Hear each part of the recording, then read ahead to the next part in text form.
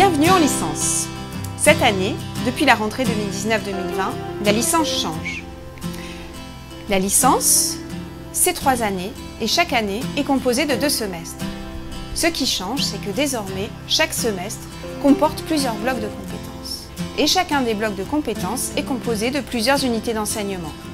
Les unités d'enseignement, les UE, ce sont les matières. Les blocs de compétences, qu'est-ce que c'est? Avoir une licence, c'est avoir des compétences. En tout premier, il y a les compétences disciplinaires. Ce sont les plus importantes, ce sont le cœur de ta licence. Par exemple, si tu es en licence de droit, les compétences disciplinaires seront le droit constitutionnel ou le droit administratif.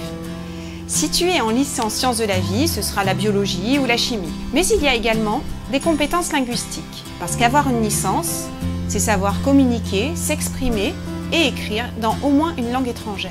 Il y a également des compétences transversales, communes à toutes les licences, comme avoir les bases des compétences informatiques ou savoir s'exprimer en français.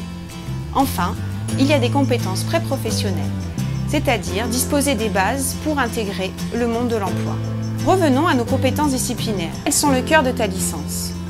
Prenons l'exemple de la licence de droit. Au semestre 1, tu auras le bloc de compétences disciplinaires droit. Il sera composé des 5 unités d'enseignement suivantes. À chaque unité d'enseignement sont associés des ECTS. Les ECTS, qu'est-ce que c'est? Ce sont des crédits.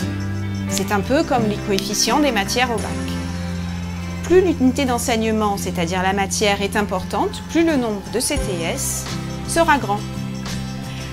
Ici, on voit que le droit constitutionnel est à 6 ECTS, c'est la matière majeure de ton bloc de compétences. Pour obtenir ta licence, il faudra obtenir minimum 10 sur 20 dans tes compétences disciplinaires. Comment faire si tu n'obtiens pas cette note? L'université t'offre une seconde chance. La seconde chance, c'est quoi? C'est une chance de te rattraper. En effet, si tu obtiens moins de 10 sur 20 à une unité d'enseignement, alors tu passes une épreuve supplémentaire pour te rattraper. Attention, cette épreuve est obligatoire. Comment ça va se dérouler? Pour chaque unité d'enseignement, tu suis les cours et tu passes les CC. Les CC, ce sont les contrôles continus, les tests si tu veux. Puis viendra le moment de la fin des cours, donc de la fin des tests et des CC. Les résultats seront publiés sur ton ENT et tu sauras si tu dois passer ou non la seconde chance. L'ENT, qu'est-ce que c'est?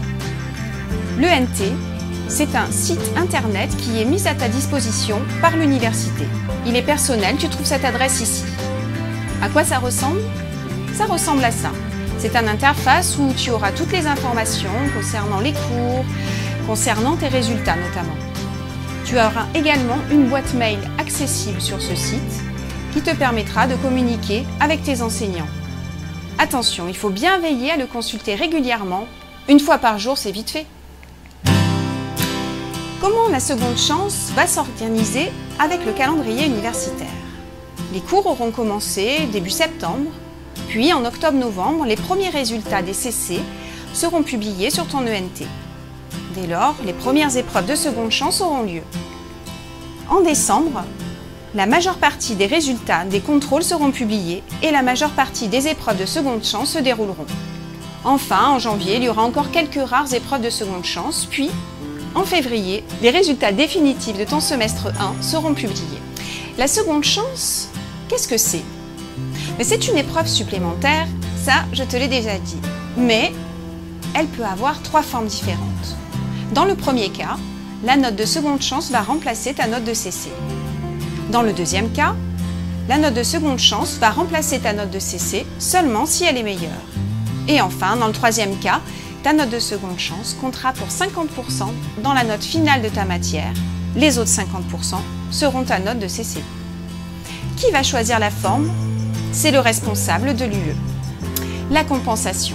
La compensation, c'est un coup de pouce que l'université met à ta disposition pour t'aider à décrocher ta licence. Par exemple, toutes les unités d'enseignement d'un même bloc vont se compenser entre elles. Prenons l'exemple de ton bloc disciplinaire de droit. Si tu obtiens les notes suivantes, avec les ECTS, tu obtiens une moyenne de 10,2 sur 20 à ton bloc disciplinaire. C'est dans la poche. Tu vois, tu n'es pas obligé d'avoir 10 sur 20 à chacune des UE. Revenons un peu sur nos compétences. On le sait, on a nos compétences disciplinaires qui sont les plus importantes, mais on a également les compétences linguistiques, transversales et pré-professionnelles.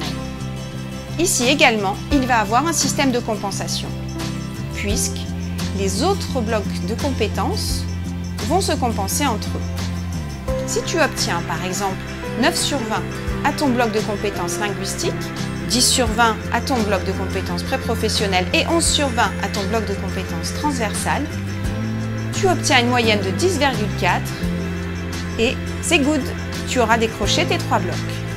Les règles de progression. Les règles de progression, qu'est-ce que c'est?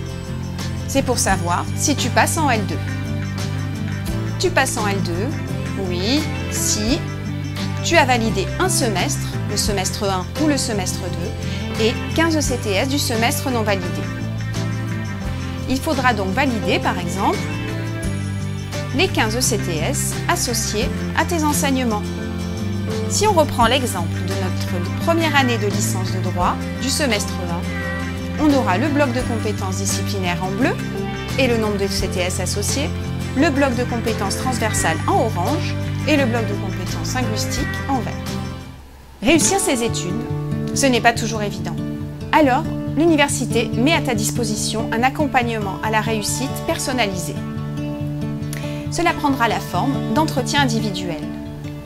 Ils se tiendront avec le directeur des études, c'est-à-dire le responsable de ta licence, ou avec la chargée d'orientation du COSIP.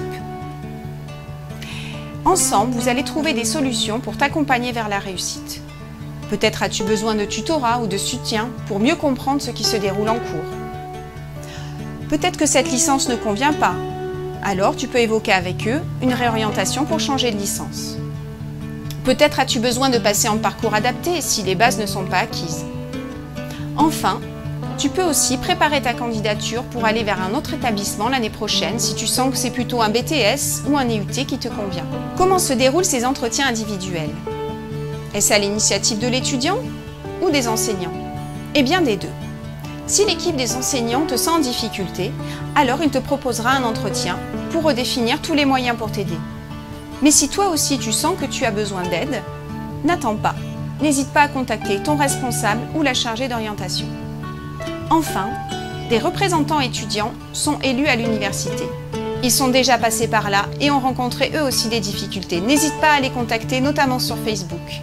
Tu vois, l'université se rapproche de toi pour ta réussite. Retrouve cette vidéo sur ton ENT, sur le Facebook d'Avenir étudiant, les représentants étudiants, sur le site de l'UPF et aussi sur le Facebook de l'UPF. À bientôt!